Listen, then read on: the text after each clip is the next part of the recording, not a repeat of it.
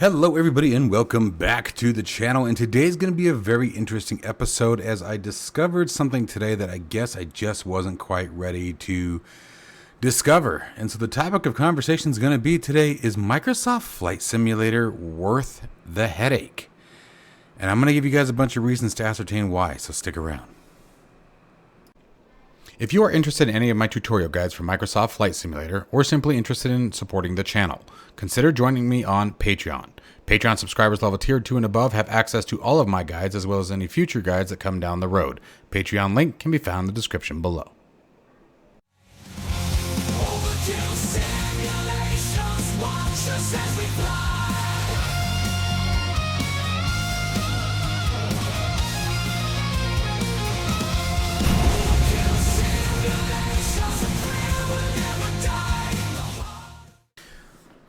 Okay, so as most of you has probably guessed by now, this is not Microsoft Flight Simulator, this is XPlane 12.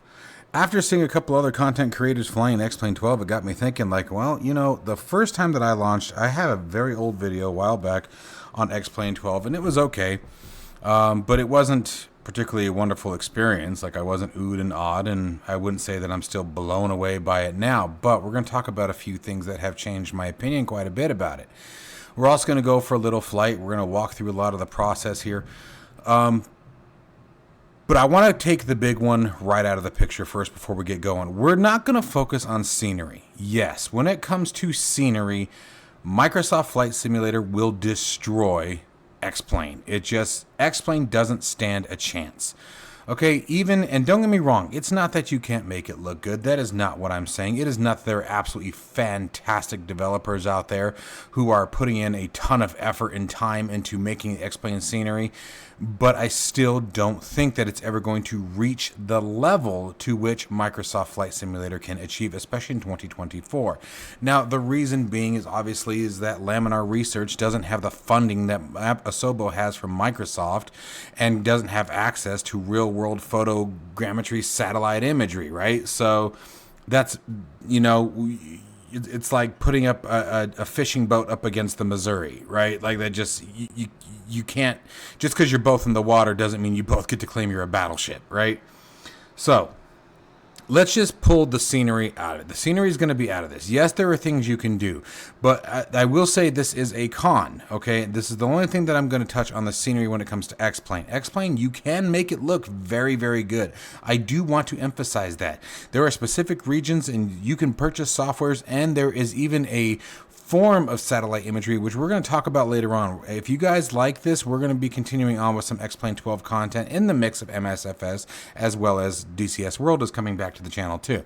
I've almost got that cockpit done. I'm super excited to show you guys, by the way. Anyway, digressed. So you can do it with XPlane, but it requires significantly more hard drive space, bunch of third-party applications.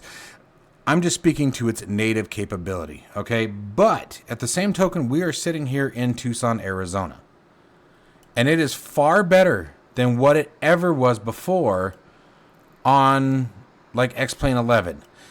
The tower is not correct, but the tower locations, for example, are. This is the new tower. That is the old retired tower, which I guess is now considered, what's the word I'm looking for? The executive building. I can't think of the name. FBO, is that what I'm thinking of? Anyway, you guys have to be... My brain's a little toast because I've really done a lot of processing today. I've been in this quite a bit today. So here's what we're going to touch on. The things that are going to be the focal point that I want you guys to think about as you guys are going through this with me is the things that I've been thinking about today. First, we're going to talk about out-of-the-box experience. How long did it take before I'm actually able to fly? Okay, now I'm not necessarily considering download and installation time, although it does play a slight factor, and we'll talk about that. I'm more talking about, okay, the simulator is installed. How long until I am comfortably in the cockpit, my controls are bound, and I can fly the damn sim? Okay, then we're going to talk about flight modeling. Then we're going to talk about overall behavior. We're going to talk about FPS. We're going to talk about performance. Although I'm not going to be necessarily showing FPS because, trust me, in my personal opinion at the moment, I think that XPlane has it, but there's some caveats to that as well. So let's go ahead and get started. So the first thing that I want to talk about is how long did it take me to get into the sim, right? That's not what I wanted. Oh, here's a perfect example. For example, I'm playing around with the controls. I couldn't remember how to get to the external view, so now I want to go back to internal. Just getting back to the control. This is probably one of my biggest gripes about XPlane about Microsoft Flight Simulator is how long it just takes to get back into the menu. So let's see here. 3D cockpit is shift and 0. Boom. All right. So shift 0. There we go. Like super simple. You guys can see the FPS is smooth as glass. It really doesn't look that bad. I don't have any great settings on. Right, mind you, we're on the RTX 4080. So for graphics to get it to, you know, a decent position, let's go ahead and crank the anti-aliasing. Let's see here. What else? I don't even know if there's a whole lot to do here. I don't really think we need the sharpening, but what the hell? Let's bring it up. Let's turn SSA up. Let's just max the shit out of it and see what happens, right? So we're going to do this. Boom. And we're already back in. And still, no issues whatsoever. Now, again, the caveat that I was going to mention to you guys earlier is that we're rocking a Cessna 172, not the Airbus, not a 737. We're not in LA, so keep that in mind. That is a fair thing to be considerate of. But let's get it started up. I also like the sound significantly better.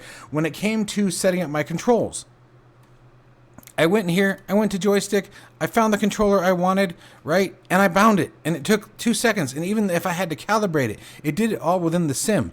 But the point is that I didn't have to worry about jerking around with any weird freaking things. I didn't have to search for anything. If I want to bind something, I can simply, it even identifies. Now, I don't expect it to do this with all controls, just for the record. There's going to be plenty that it's not going to recognize. But for example, like if we want to go here, I mean, that's already bound because it's the Bravo, so it picked the Bravo up. So let's go to something that I don't have already. I truly doubt it has anything for the Cadet. But again, so if here's some buttons, all right? Let's find this button here, button 12. I can very easily identify it and then pick what the hell I want it to do. Okay, I don't have to go through 218,000 different menus or the lagging because they're so busy trying to be flashy in a simulator to make it just work. Like, that is a big thing to me, and if it is to you guys, then you guys are probably going to enjoy this as well. But let's get the aircraft started. So, batteries, alternator, I love the sounds, I love the overall feel of it so far. I mean, I think it's fantastic. Everything popped up, probably a little bit faster than the real Garmin does, but what the hell. Let's see here. Although I am noticing some weird stuttering now that I did that. But here, let's crack that. Let's push that forward. Let's make sure our fuel shutoff is in. Good. Both tanks are selected. Parking brake is set. Nav lights on. Beacon lights on. Okay, got the rotating beacon. We're good to go there. And let's let it rip. Although I am kind of wondering why these are on if the avionics master is off. Oh, it's not.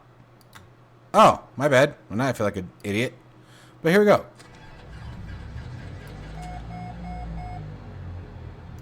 I do think the sounds are better. And a lot of this stuff, the dirty plane and things like that, you can actually turn off. I don't have my head tracker working right now because I am moving things around because of the whole cockpit redesign that we got going on. But everything is just so much easier. My total time when I did this earlier, from the time that I was able to launch the sim to the time I was able to fly, as we are about to do right now. So here we go. And I'm not worried about runways. I'm not paying attention to weather. We're just flying, okay? So parking brake released. Oh, am I doing something? Hang on. Anyway, oops. Sorry, guys. I accidentally hit the button that stops my recording. So, from the time that the game was ready, or the sim was ready, excuse me, for me to fly it, right? So, it's installed, done downloading, no other patching, nothing like that. Now, I just need to configure my controls and get in the cockpit. The time it took me to set up my controls, just basic at the moment, your basic necessities, we're going to show right here, to up and flying, was less than probably 5 minutes. Where with Microsoft Flight Simulator, you spend half the time just trying to figure out what crap is called. You know, much less dealing with the clunky menu. Trying to set multiple keybinds at once is a pain in the butt. Because you always have to go back through their menus. Like, the headache is real. And I had not realized how high of a headache it really is until I did what I did today. So now we're going to get into the next part of this as we take off.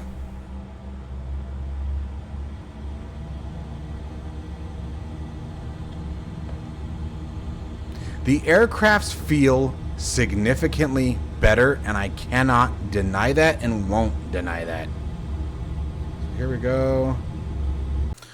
Okay, so I just added a new controller and I didn't even think about it. Now, there is a problem here, but you can see it's even telling me multiple axes assigned to pitch and roll. So we just got to find out which freaking one of these is set to that. So the Mulza multifunction stock. Nope, it's not that one. That shouldn't have been it. I just thought about that. Or any of these from the R5. Like, I want you guys to see what the struggles are that do exist. So, you know, here we go.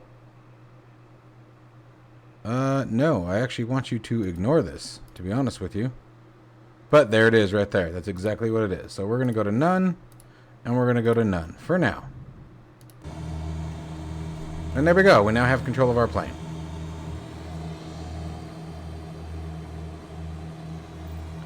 So, little hiccup.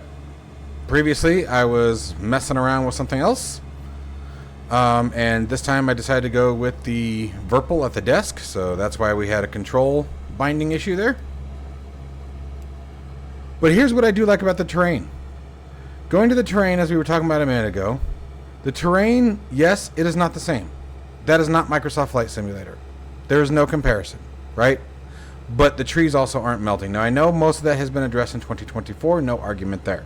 I'm just simply saying that there are things and sacrifices that can be made and would be willing to be made for, you know, a fair, reasonable amount of, you know, adjustment. But like, for example, we're going to meander our way over to the DM for a second. So, as we're making our way over to Davis Monthan, we'll keep chatting for a second. The overall feel of the aircraft. I think the feel of the aircraft is significantly different. And again, this is where, if you go by the technical data, in my understanding, if I'm correct, that Microsoft Flight Simulator 2024 should technically have a better flight model than that of XPlane 12. I don't think that's the case. And maybe I'm misreading that as well. I thought I remembered reading that a while back. But the aircraft feel far more smooth, far more natural. Now, I'm not a real-world pilot, but I have actually been behind the controls of a Cessna 172, a 182, a Katana, and even a twin-engine Apache once. So, like, I've flown aircraft before, you know, and I've done basic figure eights, I've done basic orbiting, I've done an assisted landing, I've done solo takeoff, or not, well, solo meaning that I was actually, my hands were on the controls. I actually handled it, but was what I mean, but obviously somebody was with me. But I did takeoffs in a 172 more than once, a landing once. So I do have an idea of how this should feel. And I think that's part of why I'm always flying over Tucson and stuff, is because, again, it's just what I'm used to. The traffic looks better, like, down below. Like, there are pros and cons to both. And I'm going to be looking for some scenery enhancements to see how close can I get it. The mountainside and actually the coloring to me outside the scenery up back in here, to me, actually looks better than that of Microsoft Flight Simulator. But this isn't necessarily a comparison in the aspect of that. It's more, again, is Microsoft Flight Simulator worth the headache? Microsoft Flight Simulator is an absolutely amazing simulator. It has done wonders for me. It has done wonders for my channel. It has done wonders for just the overall experience of flight simulation and brought many things to me.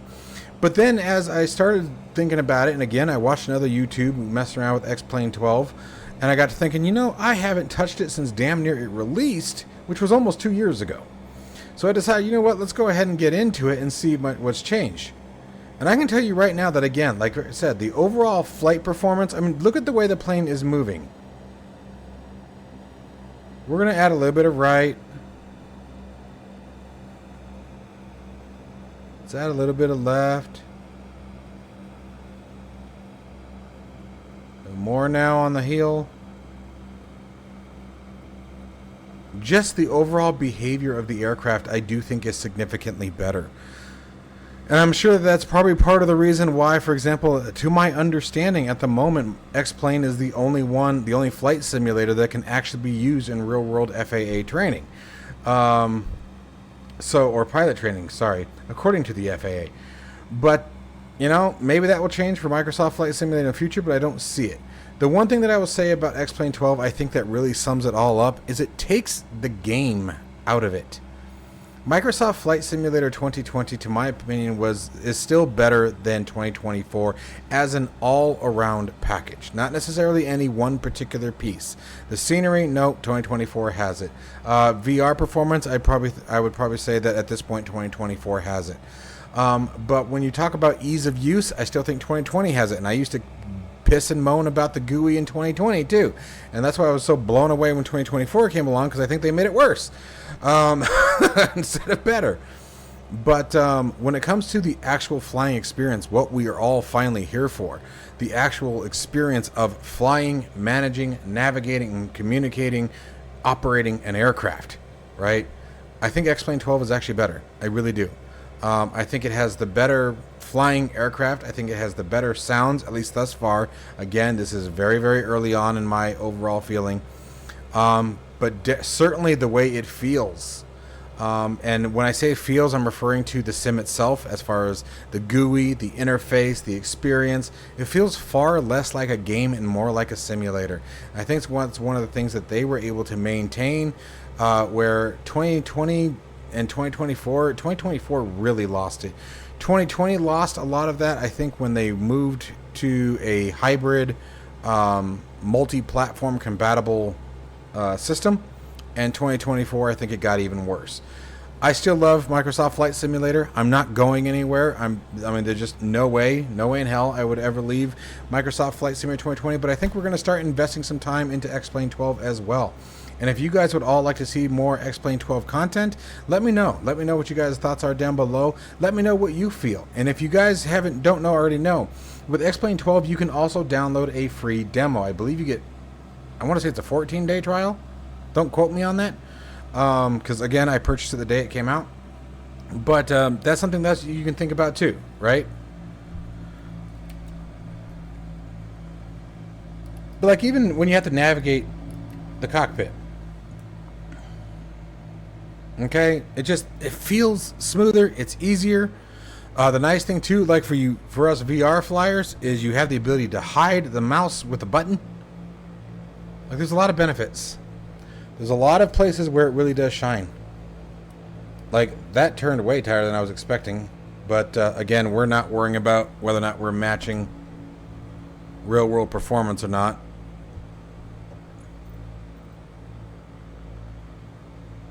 Trimming the aircraft is significantly easier in XPlane 12.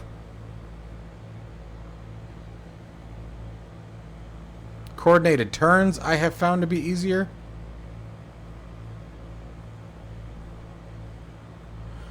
This is a terrible approach, which I can't make any better.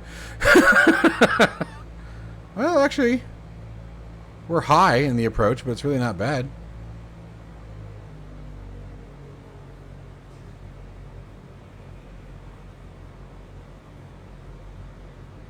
But I feel like I do have more control of the aircraft in XPlane 12. And what I mean by more control is it's doing what I'm expecting it to do. Whether it be the floating, whether it be a little bit of bouncing, whether it be adjusting trim, or what it's going to do when I add the flaps. And again, I'm not saying that Microsoft Flight Simulator is bad. I want to make that very clear. It's not. It's a good simulator. It's a great simulator. It has a lot of wonderful features about it.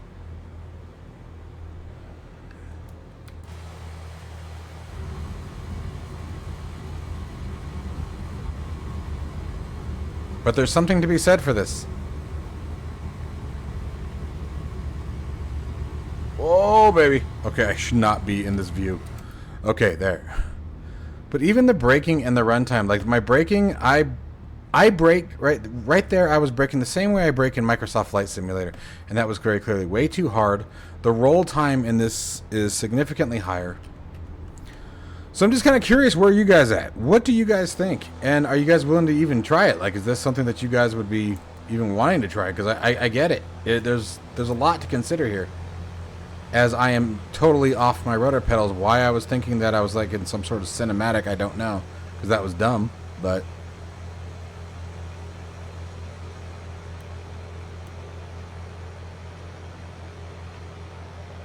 Although, what is moving the camera now? There we go. And, like, you know, I'm going to have to figure... Oh, hey. There you go. So, even the controls, though. Very simple to figure out. Very easy to operate once you figure out what you're doing. So, yeah, let me know what you guys think. As always, I hope you guys found this video useful and at the very least entertaining.